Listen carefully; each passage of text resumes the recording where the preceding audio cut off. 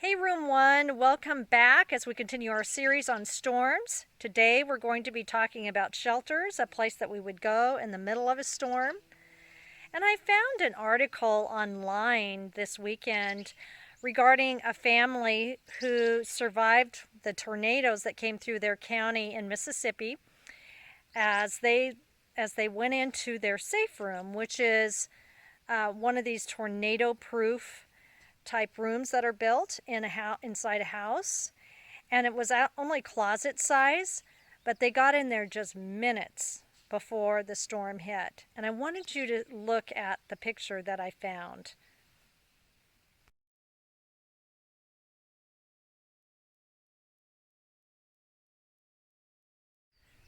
It's pretty amazing that that safe room withstood the tornado and saved that family's life. The next video that we're going to look at is actually an underground shelter, and the gentleman walks through what it was like for the family as the tornado went over them. What I'd like you to take a mental note of as you watch this are the things that they had in the shelter ahead of time, and some of the things that were helpful for them, and then some of the things that they had difficulty with during the storm. Those are going to be questions that will be asked at the end. The tornado was coming, and Jim Garner and his family knew there was only one place for them to go, the backyard storm shelter. He took us inside. This is about what? I'm gonna say 6 by 6. 6 by 6. 6 foot tall. It's probably 8 foot long, but 6 foot tall, 6 foot wide. And how many people did you have in here during this tornado? 12 people. 12. 10 kids and me and my daughter. The small hole in the ground was stocked with bottled water, diapers and milk for the youngest grandchildren, a flashlight and a battery-operated TV. There was barely room to breathe. Show us where people were standing. We had kids sitting all on the floor, kids sitting on the bench right there. My daughter was right here. I was actually sitting on the steps holding the door down. This is a heavy steel door. Jim Garner says it's got 3 locks on it.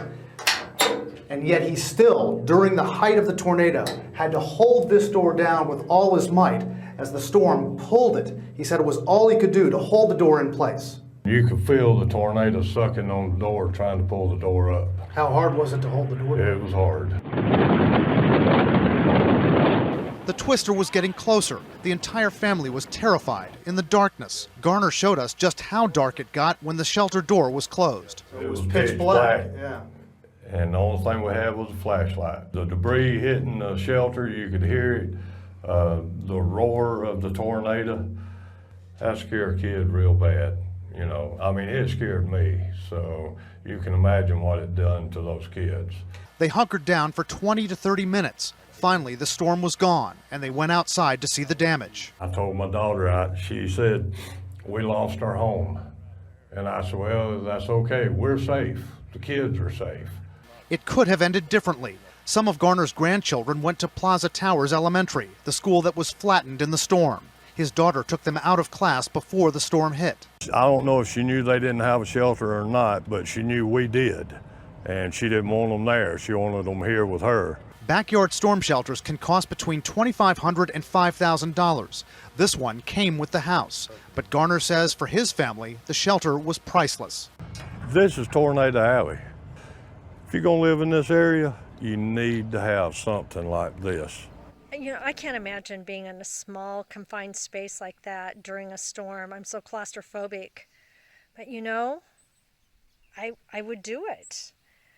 I'm also reminded that just like preparing for a storm, you need to have an idea on your list and what that would look like. So the place that you would go for shelter is also predetermined ahead of time for safety reasons.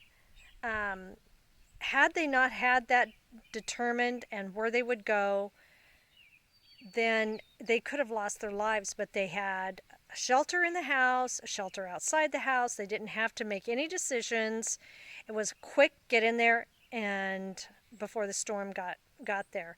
The other thing that I noticed is that the underground shelter also was stocked with things that they would need in there. And that goes back to preparing for a storm, too, that we discussed earlier. So, my question for you is, if you were in the middle of a storm, where would you go? And what would make you determine that that would be the place, the best place to go in the middle of a storm? Now, some of you may have been affected by the coronavirus where you had to move out of your home for safety reasons. So how did you, if that's the case, how did you determine that, and where did you go? And would that be the place that you would go if it occurred again? So I will write these questions up for you guys, and then, respond to them, but think through, where would I go to a safe place or to a shelter if I were in the middle of a storm? Talk to you later.